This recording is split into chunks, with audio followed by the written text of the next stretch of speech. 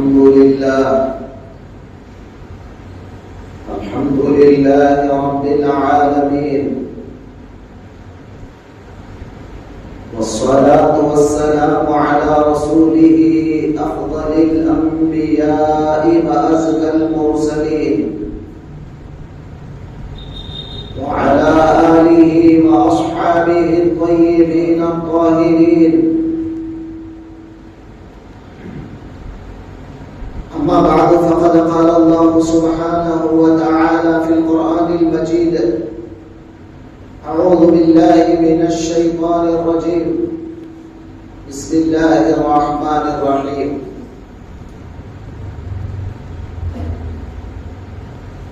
ألا إن أولياء الله لا خوف عليهم ولا هم يحزنون الذين آمنوا وكانوا يتقون لهم البشرى في الحياة الدنيا وفي الآخرة لا تبديل لكلمات الله ذلك هو الفوز العظيم. وقال الله سبحانه وتعالى في شأن حبيبه الكريم: إن الله وملائكته يصلون على النبي يا أيها الذين آمنوا صلوا عليه وسلموا تسليما. اللهم صل على سيدنا وشفيعنا وحبيبنا ونبينا ومولانا محمد وعلى آل سيدنا ومولانا محمد النبي الأمي الذي قرنت البركة بذاته ومحياه وتعطرت العوالم بطيب ذكره ورياه. محترم بزرگوں، عزیز دوستوں، اللہ تبارک و تعالی جل شانہ وعم نوالہ کا بے انتہا فضل ہے، کرم ہے، شکر ہے کہ اللہ تبارک و تعالی نے آپ کو اور ہم کو پیارے آقا حضور رحمت للعالمین جناب محمد رسول اللہ صلی اللہ علیہ وآلہ وسلم کا امتی بنایا. اور اللہ تعالیٰ کا فضل ہے کہ حق تعالیٰ نے الحمدللہ آج آپ کو اور ہم کو اس کے گھر میں جمع ہو کر اس کے دین کی باتیں سننے سمجھنے کی توفیق عطا فرمائی. دوستوں اور بزرگوں، یہ مہینہ جو چل رہا ہے ربیع الثانی کا مہینہ ہے، اور آج 17 تاریخ ہے ربیع الثانی کی. بغداد میں، عراق کے اندر بغداد میں سرکار غوث پاک رضی اللہ تعالیٰ عنہ کے دربار میں آج 17 تاریخ کو وہاں پر عرس کیا جاتا ہے. تو آج غوث اعظم کے عرس کا دن ہے. بغداد میں عام طور پر 17 تاریخ کو کرتے ہیں، تو اسی لیے اسی مناسبت سے آج ہم سرکار غوث پاک رضی اللہ تعالیٰ عنہ کی شان، عظمت، ان کا مقام تھوڑا سا واضح کرنے کی کوشش کریں گے. دوستوں اور بزرگوں، سرکار غوث اعظم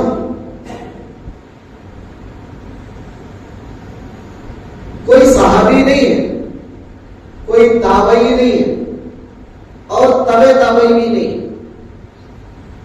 لیکن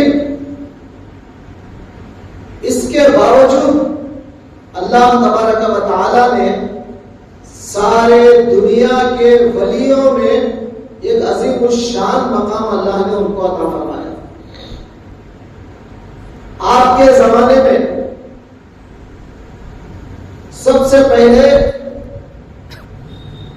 اسلام میں جھگڑے زیادہ ہوا کرتے تھے. کون سے جھگڑے؟ مسلک کے جھگڑے.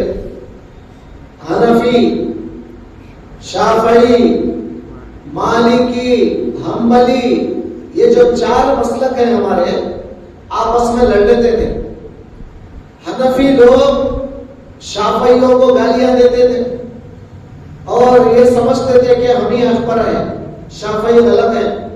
اور شافعی لوگ حنفیوں کو گالیاں دیتے، پھر یہ حنفی حنبلی کو، حنبلی مالکی کو، یہ سب آپس میں یہ ایک دوسرے کے خلاف جھگڑے ہوا کرتے تھے۔ اللہ تبارک و تعالیٰ نے جس دور میں سرکار غوث اعظم کو پیدا کیا، سرکار غوث اعظم رضی اللہ تعالیٰ عنہ آپ کے بعثت کے مقصدوں میں، یعنی آپ جو دنیا کے اندر تشریف لائے اس کے مقصدوں میں سب سے بڑا مقصد یہ تھا کہ آپ مسلکی جھگڑوں کو ختم کر دیے۔ آج تک الحمدللہ اس زمانے سے لے کے آج تک یہ جھگڑے نہیں ہیں۔ آج اس دور میں حنفی لوگ شافعی کے خلاف نہیں بولتے، شافعی لوگ حنفی کے خلاف نہیں بولتے، حنبلی مالکی کے خلاف نہیں بولتے، مالکی حنبلی کے خلاف، مالکی شافعی کے خلاف، یا حنبلی شافعی کے خلاف، یا حنفی کے خلاف، اس طرح نہیں بولتے۔ کیوں؟ کیونکہ یہ جھگڑے سرکار غوث پاک کے دور میں ختم ہو چکے ہیں۔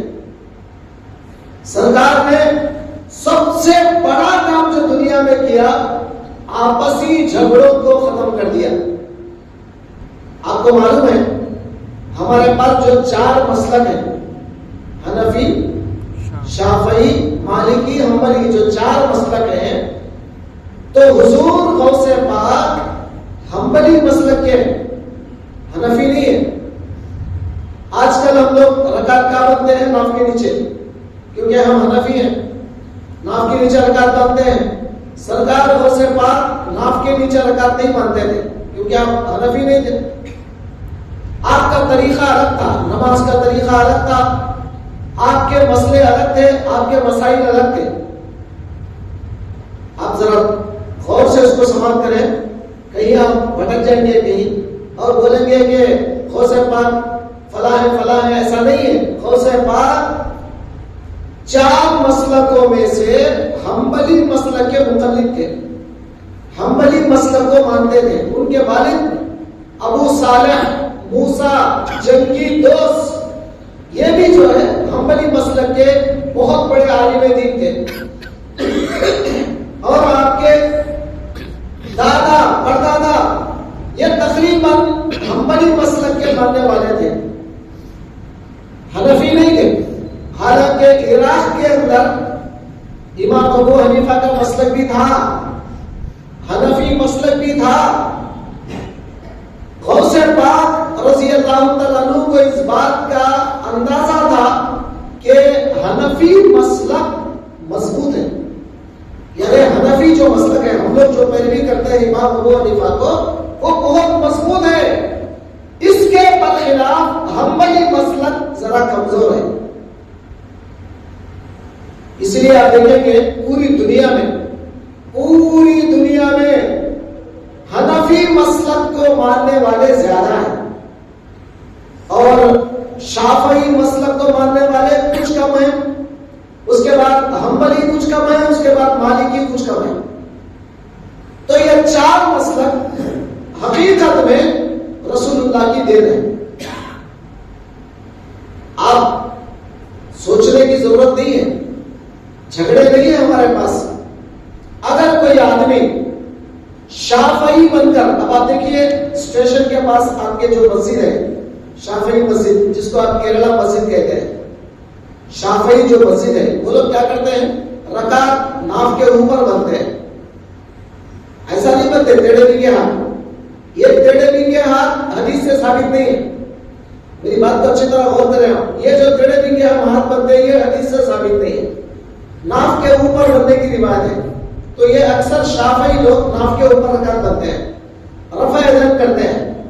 تو رفع یدین کا کرنا، ناف کے اوپر ہاتھ باندھنا حدیث سے ثابت ہے، کیونکہ امام شافعی نے اس حدیث کو لیا ہے، اور جتنے امام شافعی کو مانتے ہیں وہ سب اسی طریقے کو فالو کرتے ہیں۔ اور ہم لوگ چونکہ حنفی ہیں، اس لیے ہم ناف کے نیچے رکعت بنتے ہیں، رفع یدین نہیں کرتے، ہم امام ابو حنیفہ رحمۃ اللہ علیہ کو فالو کرتے ہیں۔ اب اسی طرح امام مالک کا طریقہ الگ ہے، امام احمد بن حنبل کا طریقہ الگ ہے۔ تو غوث پاک رضی اللہ تعالیٰ عنہ حنفی نہیں تھے، بلکہ آپ حنبلی تھے، حنبلی مسلک کے تھے۔ آپ کو بات سمجھ میں آئی؟ آپ حنبلی مسلک کے تھے، تو اب ایک دن سرکار غوث پاک رضی اللہ تعالیٰ عنہ نے ارادہ کر لیا کہ حنفی مسلک بہت مضبوط ہے، مطلب ہمارا جو مسلک ہے طریقہ بڑا مضبوط طریقہ ہے، لہذا کل صبح رات میں آپ ارادہ کر لیے انشاءاللہ کل صبح جب میں اٹھوں گا نیند سے انشاءاللہ حنفی بن جاؤں گا اور حنفی مسلک کے طریقے پہ نماز پڑھوں گا۔ یہ ارادہ کر کے رات میں سو گئے۔ میں سرکار غوث پاک کی بات کر رہا ہوں، رات میں آپ یہ ارادہ کر لیے کہ حنفی مسلک مضبوط ہے، حنبلی مسلک ذرا کمزور ہے، تو آپ رات میں ارادہ کر لیے کہ صبح اٹھوں گا اور حنفی طریقے پر نماز پڑھنا شروع کروں گا، حنفی طریقہ اختیار کر لوں گا۔ تو کیا ہوا؟ رات میں سرکار دو عالم صلی اللہ علیہ وآلہ وسلم خواب میں تشریف لائے۔ حضور خواب میں ہیں، ایک طرف بازو میں امام احمد بن حنبل بیٹھے ہیں، دوسرے طرف امام ابو حنیفہ بیٹھے ہیں۔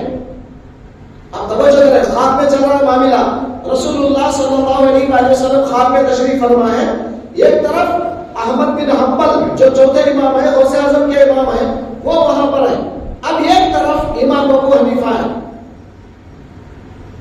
امام احمد بن حنبل فرماتے ہیں یا رسول اللہ صلی اللہ علیہ وآلہ وسلم، آپ عبد القادر کو بولیے نا میرا مسلک مت چھوڑو بولو۔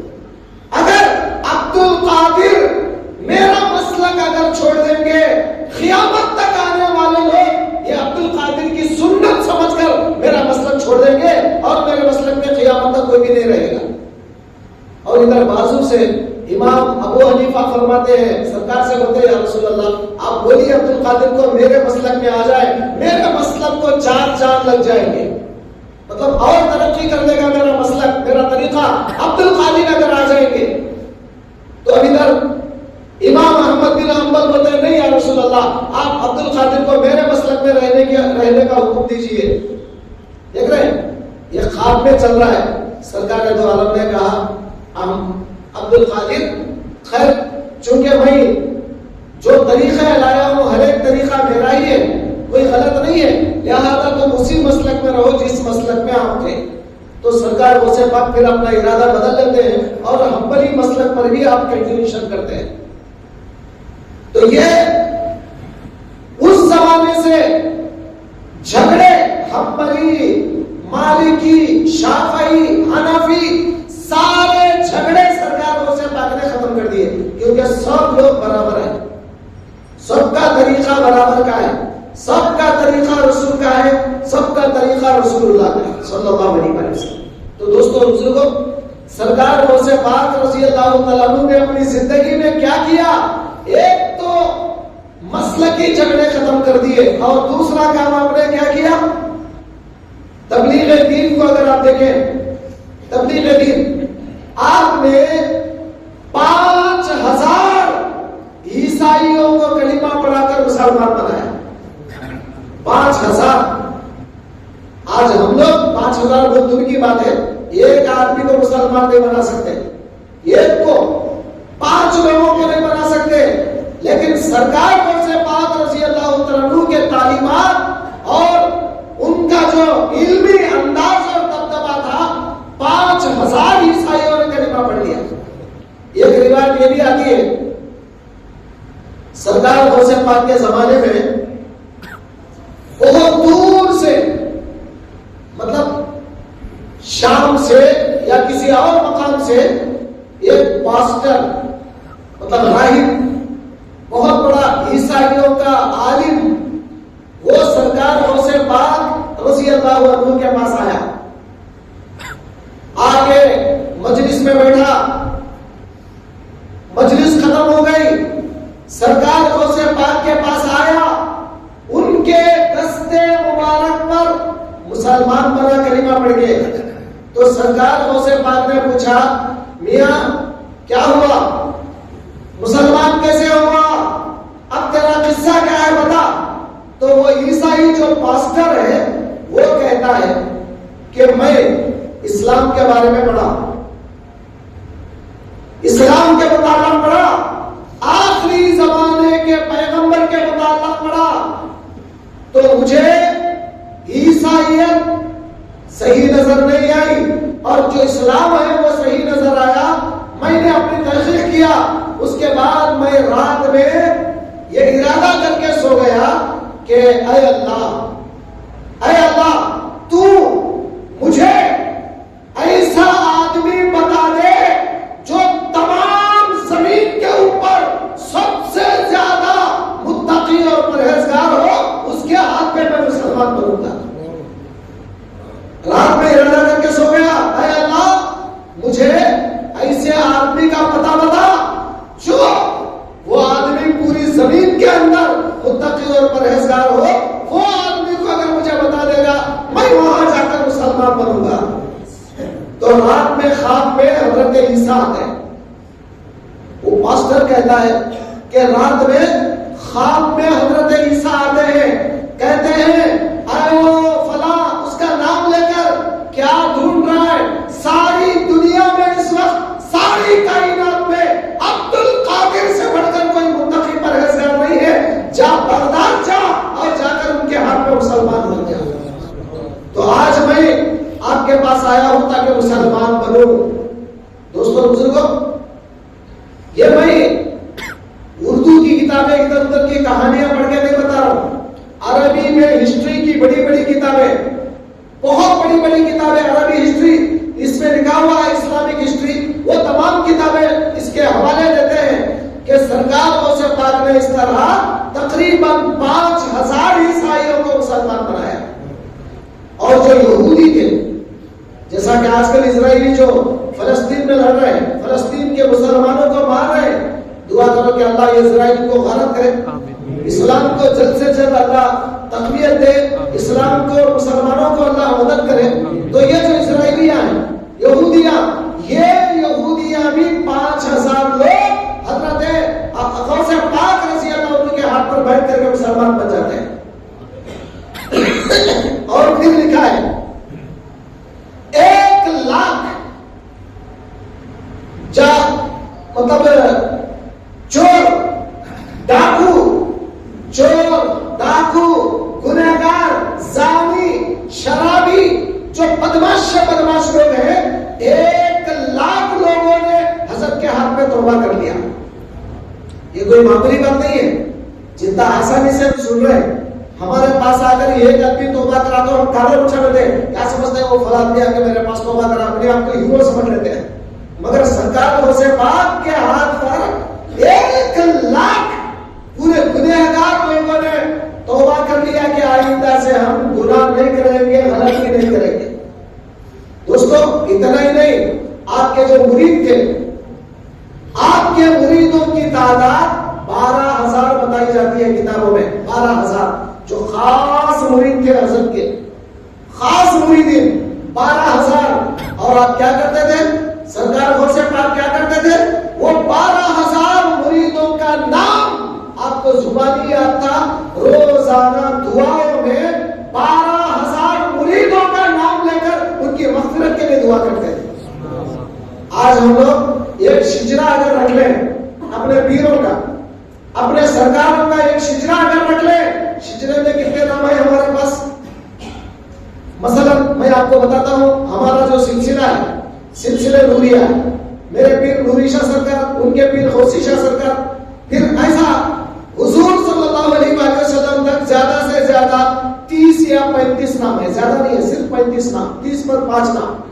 آج ہمارے کو بھی آتے ہیں، آج ہم کو وہ بھی آتے ہیں۔ تو آپ بتائیے، سرکار غوث پاک 12,000 مریدوں کا نام یاد رکھتے تھے اور ہر مرید کا نام لے کر دعا کرتے تھے کہ اللہ اس کی مغفرت کر دے۔ تو دوستو بزرگوں، معمولی شیخ نہیں تھے، شیخ اگر ہو تو ایسے ہو جو اپنے مریدوں کے حق میں دعا کرے۔ دوستو بزرگوں، سرکار غوث پاک رضی اللہ تعالیٰ عنہ سے ایک دن مریدوں نے پوچھا، سرکار غوث پاک سے مریدوں نے پوچھا، سرکار آپ کو کیسے پتا چلا کہ آپ اللہ کے ولی ہیں؟ آپ کو کیسے پتا چلا کہ آپ اللہ تعالیٰ آپ کو چاہنے لگا ہے، اللہ کے آپ ولی بن گئے ہیں؟ آپ کو کب پتا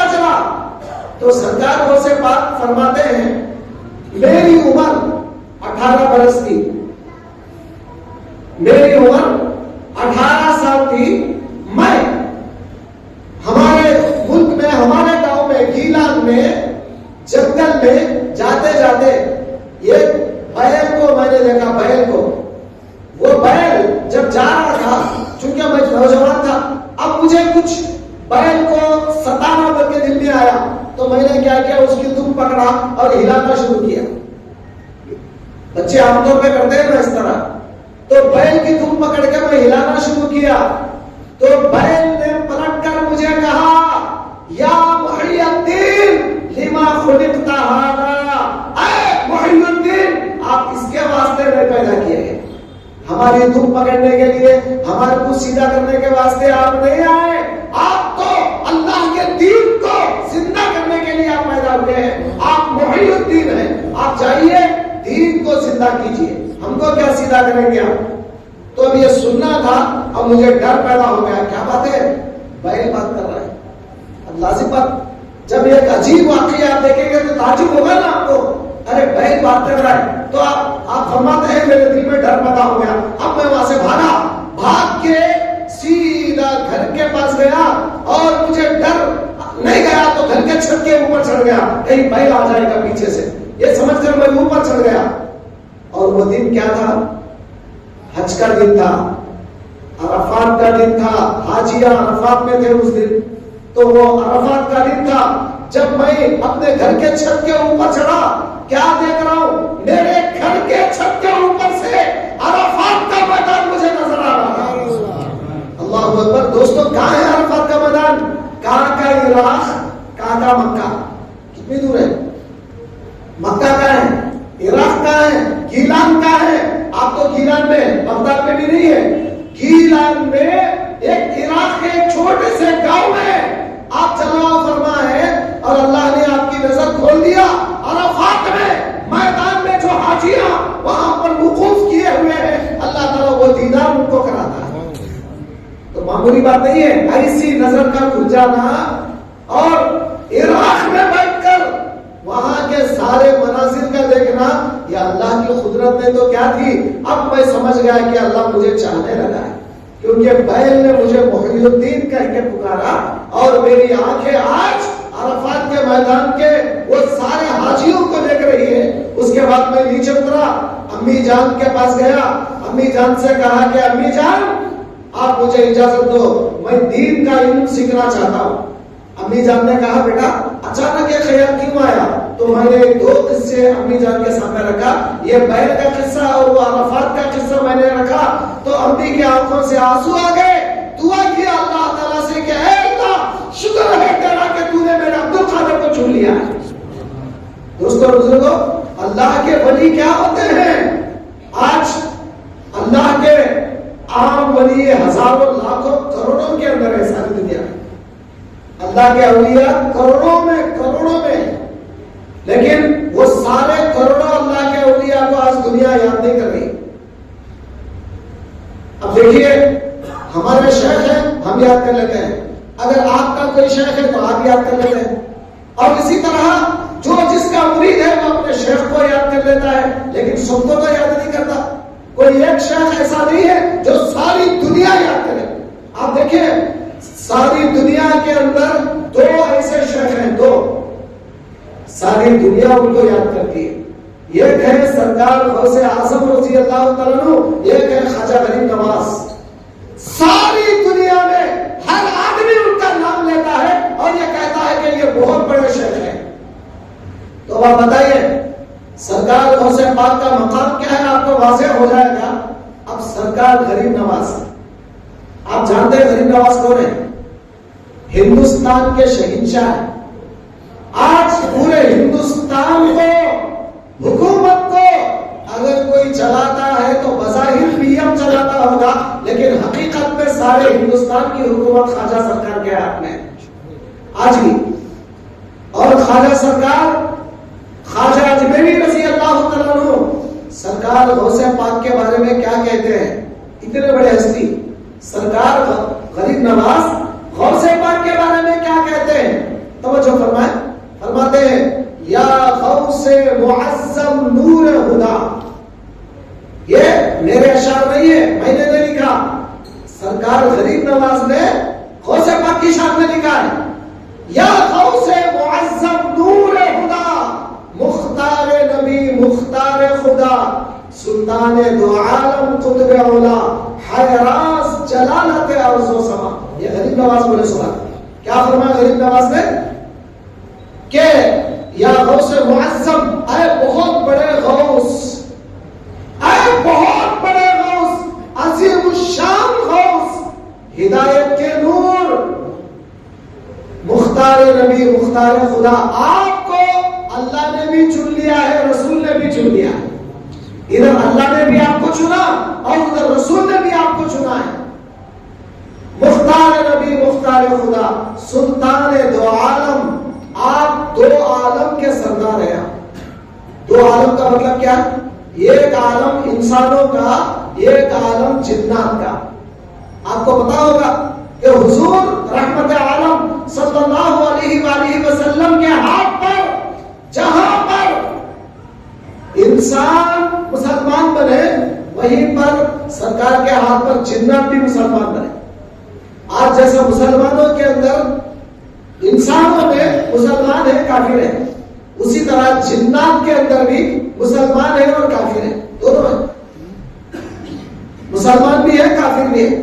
تو جتنے جنات مسلمان ہیں وہ سارے جنات رسول اللہ صلی اللہ علیہ وآلہ وسلم کے ہاتھ پہ بیعت کر کے مسلمان بنے تھے اس زمانے.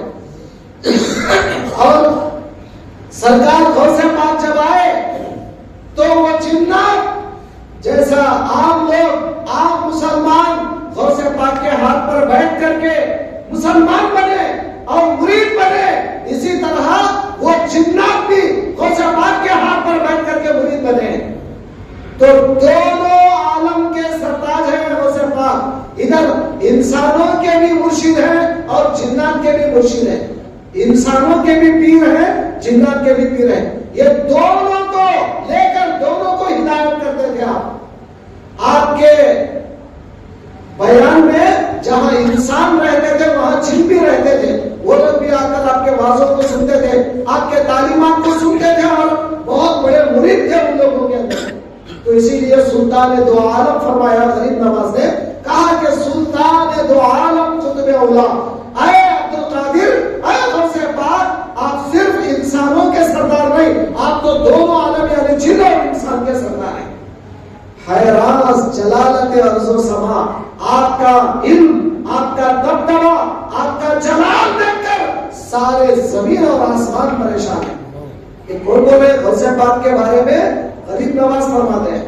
تو آپ غور فرمائیے کتنا بڑا مقام ہوگا حضرت سرکار غوث اعظم کا. آج ساری دنیا میں کوئی ان کا انکار نہیں کر سکتا. آج وہابیوں کو سے پوچھو جو کٹر وہابی ہے ان سے جا کے پوچھو. یہ لوگوں سے نہیں وجےواڑے کے یہ لوگوں کو تو کچھ نہیں معلوم. یہاں جو وہابیاں ہیں یہ لوگوں کو کچھ نہیں معلوم. ان کے بڑے جو علماء ہیں جو سعودی میں ہیں خطرناک علماء ہیں ان سے جا کے پوچھو آپ ماذا تقول عن عبد القادر الجیلانی. ارے بھائی عبد القادر جیلانی کے بارے میں کیا کہتے ہو آپ ان سے جا کے پوچھو. وہ لوگ بولیں گے کیا بولیں گے کان عالما زاہدا تقیا. یہی بولیں گے بہت بڑے عالم تھے متقی تھے پرہیزگار تھے اور بہت بڑے اللہ والے تھے. یہی بولیں گے اپنی زبان سے. تو پتا چلا کہ آج علمی دبدبا علمی مرتبہ ساری کائنات پر اگر چھایا ہے تو وہ سرکار غوث پاک کا چھایا ہے. آپ کی مجلس میں علماء کرام آتے تھے.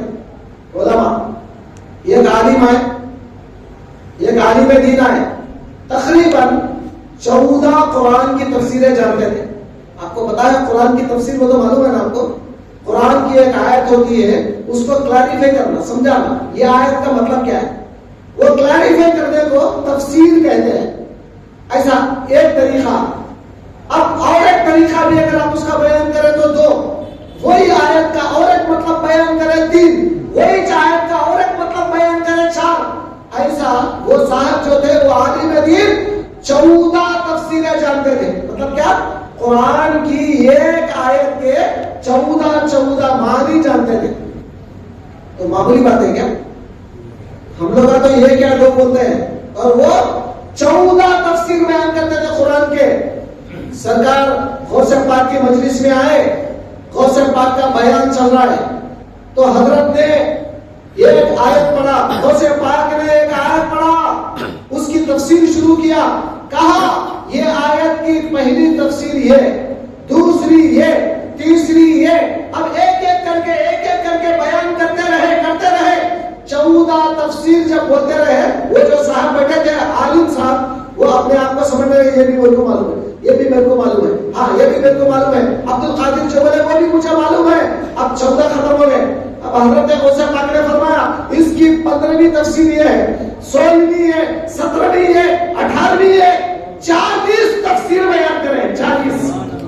تو اب وہ جو عالم تھے وہ بے ہوش ہو کے گر گئے, کیونکہ زندگی میں ایسا علم والا, ایسا دبدبے والا ایک عالم دین دنیا نے کبھی پیدا نہیں کیا آج تک. اتنے زبردست عالم تھے سرکار غوث پاک. آپ یہ مت سمجھ لینا کہ خالی ولی ہے. میں مثال آپ کو دیتا ہوں. ایک آدمی ڈاکٹر بھی کرا ہے, ایک آدمی وہی آدمی انجینئرنگ بھی کرا ہے, وہی آدمی لائر بھی ہے, لا بھی کیا اس نے. اب آپ دیکھیے, لا بھی کیا, انجینئرنگ بھی اس نے پڑھا, ڈاکٹری بھی اس نے پڑھا. تو اب یہ تینوں فن کسی کے پاس ہے, انہیں کیا کرا, دواخانہ لگا دیا. تو ساری دنیا کیا بولے گی, ڈاکٹر صاحب ہی بولے گے. لیکن یہ بقیہ جو 2 ڈگریاں ہیں وہ ان کو نہیں معلوم, حالانکہ وہ پڑھا ہے, اس کو معلوم ہے, لیکن اس کو عوام الناس نہیں جانتے. وہ لوگ سمجھتے ہیں یہ صرف ڈاکٹر ہے. اسی طرح اگر وہ دواخانہ لگانے کے بجائے وکالت کر رہا, لائر کا جو شعبہ ہے اس کو اختیار کیا ہے اور لائر بن گیا اور زبردست کیس جیتتا ہے, لوگ کیا بولیں گے, بھائی یہ بڑا زبردست لائر ہے. حالانکہ وہ ڈاکٹر بھی ہے, انجینئر بھی ہے, لیکن لوگ اس کو بھول جائیں گے, لوگ نہیں بولیں گے اس کو. ایسا ہی اگر کوئی آدمی انجینئرنگ میں مہارت رکھتا ہے, حالانکہ وہ وکیل بھی ہے اور ڈاکٹر بھی ہے, تو لیکن انہیں فقط انجینئرنگ میں مشہور ہے, زبردست گھر بناتا ہے, تو لوگ کیا بولیں گے, بھائی وہ زبردست انجینئر ہے. تو لوگ کیا کہتے ہیں, جو آدمی جو فن میں مشہور ہو گیا وہی بولیں گے, لیکن بقیہ جو فن اس نے پڑھا ہے, اس نے لکھا ہے, اس کے بارے میں ان کو پتا نہیں. لیکن اسی طرح سرکار غوث پاک حافظ ہیں, حافظ قرآن کے حافظ ہیں. آج کوئی بھی غوث پاک کو حافظ صاحب نہیں بولتا. اور سرکار غوث پاک عالم ہیں, عالموں کے عالم ہیں, مفتیوں کو پڑھاتے تھے آپ کے مدرسے میں. کیا آج کوئی حضرت غوث پاک کو مفتی بولتا ہے, غوث پاک کو عالم بولتا ہے؟ نہیں بولتا ہے. کیوں؟ وہ سب چھوٹے ہیں, وہ سب چھوٹے گریڈ ہیں, چھوٹے عہدے ہیں. اور اس سے بڑھ کر اور آگے بڑھ کر سب سے بڑا جو گریڈ ہے اللہ کے ولی ہیں, اور وہ بھی ایسے ویسے ولی نہیں, ساری کائنات کے اولیاء ان کے پیروں کے نیچے ہیں. حضرت غوث پاک فرماتے ہیں, جمعہ کا دن تھا, بغداد کی جامعہ مسجد میں منبر پہ کھڑے ہو کر آپ نے اللہ کے حکم سے کہا, قدمی حاضی علی رقبتی کل ولی اللہ, میرا پیر, میرا قدم تمام اولیاء اللہ کی گردنوں پہ ہے, میرا پیر تمام اولیاء اللہ کی گردنوں پہ ہے. یہ مسجد میں, جامعہ مسجد میں خطبے میں منبر پہ غوث اعظم نے اعلان کیا. اس زمانے میں مائک نہیں تھا, میڈیا نہیں تھی, یوٹیوب نہیں تھا, گوگل نہیں تھا, تو میری آواز کہاں تک گئی, کون سنا؟ یا جو جامعہ مسجد میں تھے اتنے لوگ نہیں سنے. یہ آواز پوری دنیا کے اندر جہاں اللہ کا ولی تھا, اللہ نے اس آواز کو وہاں پہنچا دیا, اور ہر ولی نے اپنا گردن جھکا دیا, کہا سرکار آپ کے قدم میرے گردن پر, سرکار آپ کے قدم میرے گردن پر. غریب نواز رحمت اللہ علیہ اس زمانے میں خراسان کے اندر عبادت کر رہے تھے, جنگل میں, خراسان کے جنگلوں میں سرکار غریب نواز کی عبادت کر رہے تھے. اور اسی وقت غوث پاک بغداد میں اعلان کر رہے تھے, میرا قدم تمام اولیاء کی گردن پر. حضرت اپنے گردن کو جھکا دیے, جھکا دے کے فرمایا, بالعینی و راسی یا سیدی, اے میرے سردار آپ کا قدم تو گردن کیا میری آنکھوں پر اور میرے سر پر ہے. تو سرکار سب لوگوں تو کاندھے پہ لیے, سرکار غریب نواز کیا فرمائے؟ ارے کاندھا کیا ہے؟ میری آنکھوں میں میرے سر پر آپ کا قدم ہے. اللہ اکبر. اس لیے اللہ تعالیٰ اتنا بڑا مقام دیا سرکار غریب نواز کو. دوستو بزرگوں، سرکار غوث اعظم کوئی معمولی ہستی کا نام نہیں. اس زمانے میں جب بیان کرتے آپ علماء کرام، کم سے کم آپ کے محفل میں 400 یا 500 علماء رہتے تھے، بڑے بڑے علماء. اور وہ علماء کرام جب آپ کا بیان سنتے ان کو بھی نئی نئی باتیں معلوم ہوتی تھی. وہ لوگ بھی لکھ لیتے تھے بیٹھ کے، بڑی بڑی باتیں بیٹھ کے لکھ لیتے تھے. آج ہم کو ایک نئی چیز معلوم ہو گئی.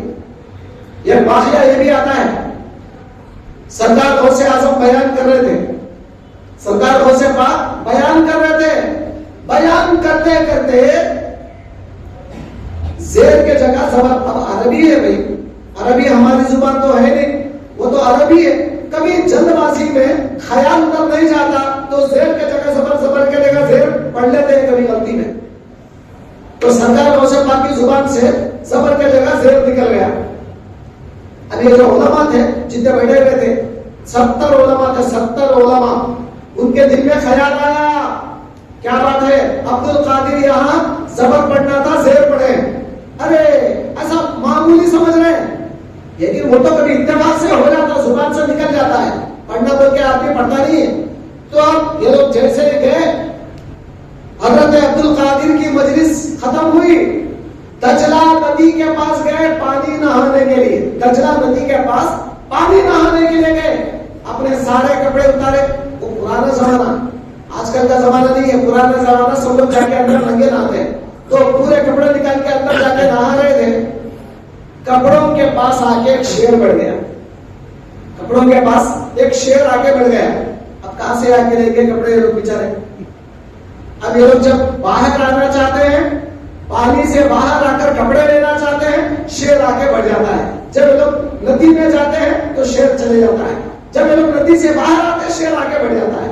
ستا رہا ہے ان کو، ہونا بھر دن بھر ستا رہا ہے، پریشان کر رہا ہے ان علماء کو. اب یہ علماء کو کچھ سمجھ میں نہیں آیا کیا کیا جائے. اب دل سے پکارا غوث پاک کو، کہا عبد القادر کہاں ہے، بچاؤ یہ شیر سے. فوراً حضرت غوث پاک جب نظر ہو گئے، فرمایا شیر کے ہاتھ پہ، شیر کے پیٹھ کے اوپر ہاتھ رکھ کے فرمایا، ارے ہمارے مہمانوں کو کیوں ستاتا ہے، جان نکل یہاں سے، مہمانوں کو ستا مت. جب شیر خاموشی کے ساتھ چلا گیا، یہ لوگ آئے اپنے کپڑے لیے. سرکار غوث پاک نے فرمایا، بابا تم خالی زیر کے جگہ زبر کے جگہ زیر پڑے تو اتنا مواخذہ کرتے ہو. یہ جو کمال اللہ تعالیٰ عطا فرماتا ہے، ہم زبان سے زیادہ دل کو صاف کرتے ہیں. دوستوں بزرگوں، سرکار غوث پاک کا معاملہ کوئی جان نہیں سکتا، اتنا بڑا اعلیٰ مرتبہ تھا ان کا. ایک صاحب تھے جن کا نام تھا دبیر یا پھر تو وہ دبیر ایک نوجوان تھے. غوث پاک کا بیان اتوار کو ایک مرتبہ، ہر اتوار کو ایک مقام تھا، وہاں پر حضرت کا بیان ہوتا تھا. اس بیان میں 70,000 لوگ رہتے تھے. اس کو رباط کہتے، رباط ایک مقام تھا بغداد میں، اس کو رباط کہتے تھے. وہ رباط میں حضرت کا بیان ہوتا تھا. ہر اتوار کو 70,000 کا مجمع ہوتا تھا. 70,000.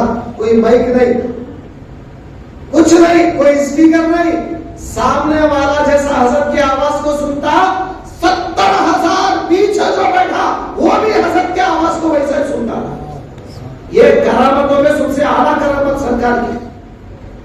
اب یہ سرکار جب بیان کرتے، ایک دن ایک آدمی جس کا نام تھا دبیر نام تھا، تو وہ ایک نوجوان لڑکا تھا. رباط میں بیان سننے کے بعد رات ہو گئی، غوث پاک کے مدرسے میں آ کے سو گئے. ٹھنڈ لگ رہی تھی، جاڑا ہو رہا تھا، کچھ جسم میں گرمی پیدا کرنے کے واسطے اب دل میں ارادہ کرا، یا اللہ اگر ایک کھجور مل جاتے، کچے کھجور اگر مل جاتے، 7 کھجور وہ کھا لیتا تو ذرا گرمی آ جاتی تھی.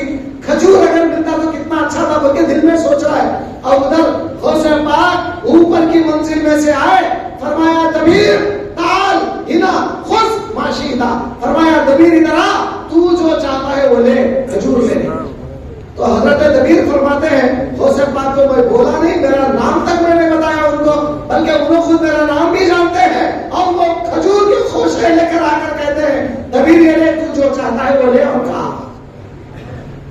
آدمی اور ایک آدمی کا ذکر آتا ہے.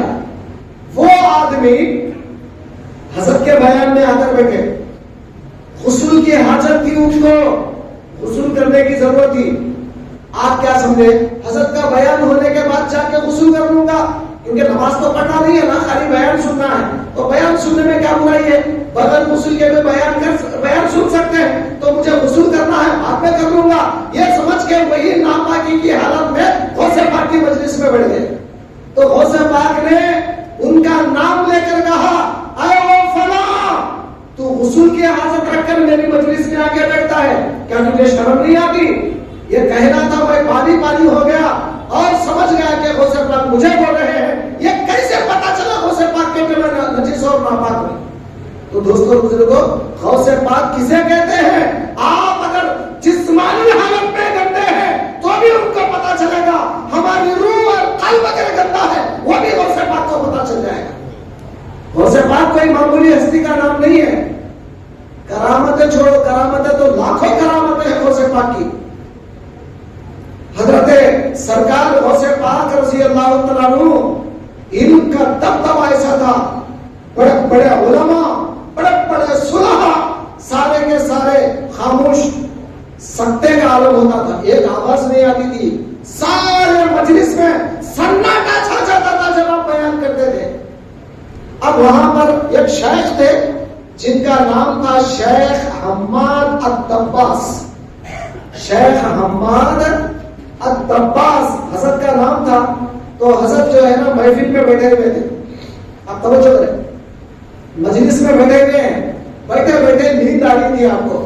سرکار غوث پاک بیان کر رہے ہیں, آپ کو نیند آ رہی تھی, سامنے حضرت دباس کو نیند آ رہی تھی. آپ ذرا اونگ رہے, ایسا اونگ رہے, جیسا ہم اونگتے نا عام طور پہ ایسا اونگ رہے, اور اونگتے اونگتے نیند لگ گئی ان کو. سرکار غوث پاک خطبہ چھوڑ کے, بیان چھوڑ کے, وہ سونے والے جو شیخ تھے ان کے سامنے آ کر ہاتھ بن کے کھڑے ہو جاتے ہیں. ساری مجلس پریشان ہے, یہ کیا ہو رہا ہے؟ غوث پاک سونے والے کے سامنے ہاتھ بن کے کیوں کھڑے ہو گئے, کیا وجہ ہے؟ ساری مجلس پریشان ہے. اب اس کے بعد کون جرأت کرے گا غوث پاک سے پوچھنے کی؟ تھوڑی دیر کے بعد سرکار گئے اور پھر بیان چالو کر دیا. بیچ میں یہ جو سونے والے حضرت کے پاس آ کے ہاتھ بن کے کھڑے ہو گئے, کسی کو پتا نہیں چلا یہ کیا ہوا ہے. بعد میں وہ سونے والے جو حضرت تھے شیخ حماد الدباس, ان سے جا کر پوچھا گیا, حضرت آپ حضرت کے بیان میں سو رہے تھے, کیا ہوا تھا ماجرا؟ غوث پاک آ کر آپ کے سامنے ہاتھ بن کے کھڑے ہو گئے تھے. تو حضرت حماد فرماتے ہیں, جب مجھے نیند لگ گئی میں نے خواب میں رسول اللہ کو دیکھا. سرکار دو عالم میں بھی خواب میں آ گئے, تو جو چیز میں خواب میں دیکھ رہا ہوں غوث پاک اس کو بیداری میں دیکھ رہے ہیں. اسی لیے میرے سامنے آ کر شاید کھڑ گئے ہوں گے, کیونکہ سرکار غوث پاک بیداری میں دیکھتے ہیں سرکار دو عالم کو. ارے خواب میں دیکھنا کیا, وہ تو ہر کوئی دیکھتا ہے. بیداری میں رسول اللہ اگر نظر آ جائے, اس سے بڑھ کر مقام کیا ہے؟ دوستو ایسا مرتبہ کوئی ولی کا نہیں بتایا گیا, ایسا مرتبہ کوئی ولی کا نہیں سنے ہوں گے آپ, جتنا بڑا مقام سرکار غوث پاک کا ہے. دوستو بزرگوں, اسی لیے آج شہنشاہ ولایت کہتے ہیں ہم سرکار غوث پاک کو. دوستو بزرگوں, آج ہم لوگوں کو کیا کرنا چاہیے؟ صرف سرکار ہمارے ایسے ہیں بول لینے سے کام نہیں چلتا. آپ کو بھی شیخ کو تلاش کرنا ہوگا, بیعت کرنا ہوگا قادری سلسلے میں, آپ کو آنا ہوگا سرکار غوث پاک کے سلسلے کے اندر مرید بننا ہوگا, تب کہیں جا کر غوث پاک کا فیضان بھی آپ کو آ جائے گا. آخری بات بتا رہا ہوں, سرکار غوث پاک نے کیا فرمایا؟ مریدی لا تخف واشن فإنی عزوم قاتل عند القتال. اے میرے مرید گھبرا مت, اگر تو مشرق میں رہے میں مغرب میں رہوں, شیطان آخری وقت پر تجھے بے ایمان مارنے کے لیے اگر آئے, میں آؤں گا تیرے پاس, شیطان کو ماروں گا اور تجھے بے ایمان دنیا سے لے کر جاؤں گا. با ایمان, ایمان کے ساتھ تجھے دنیا سے لے کر جاؤں گا, وہ شیطان کو میں ختم کروں گا. دوستو کیا جرت ہے سرکار غوث پاک کے, ایسا کوئی پیر نے نہیں کہا ہے. مریدوں کو اتنا بے خوف نہیں کیا کسی نے, سرکار غوث پاک جیسا مریدوں کو بے خوف کیا ہے. تو لہٰذا آج آپ سبھی حضرات سے میری گزارش ہے, سرکار غوث پاک کی تعلیمات پر عمل کیجئے. سرکار غوث پاک جو طریقہ لائے ہیں, مرید بن کر اختیار کیجیے، ورنہ دوسرے کام آپ کریں گے اور اصل طریقہ چھوڑ دیں گے، سوائے خالی نام کو لینے کا کچھ نہیں ہوگا۔ قادری بننا ہے، حقیقت میں قادری بن جائیے۔ اس کا طریقہ کیا ہے کبھی پوچھیے، انشاءاللہ بتائیں گے آپ کو۔ دعا کرتے ہیں اللہ تعالیٰ سے کہ اللہ تعالیٰ ہم کو اور آپ کو جیسا ولیوں کا چاہنے والا بنایا، سرکار غوث پاک کی محبت ہمارے دل میں ڈالا، ان کے نقش قدم پر چلنے کی توفیق عطا فرمائے، ان کے تعلیمات پر چلنے والا بنا دے۔ اے پروردگارا، آج کے جمعہ کا واسطہ، آج کے مبارک دن کا واسطہ فلسطین کے مسلمانوں کی مدد فرما۔ اے اللہ، فلسطین کے مسلمانوں کی مدد فرما۔ اسرائیل کو نصف و نابود کر دے، تباہ اور برباد کر دے۔ اے اللہ، مسلمانوں کی تو مدد فرما۔ واسطہ تیرے حبیب پاک کا صلی اللہ تعالی علی خیر خلقہ محمد وعلی آلہ واصحابہ اجمعین برحمتک یا ارحم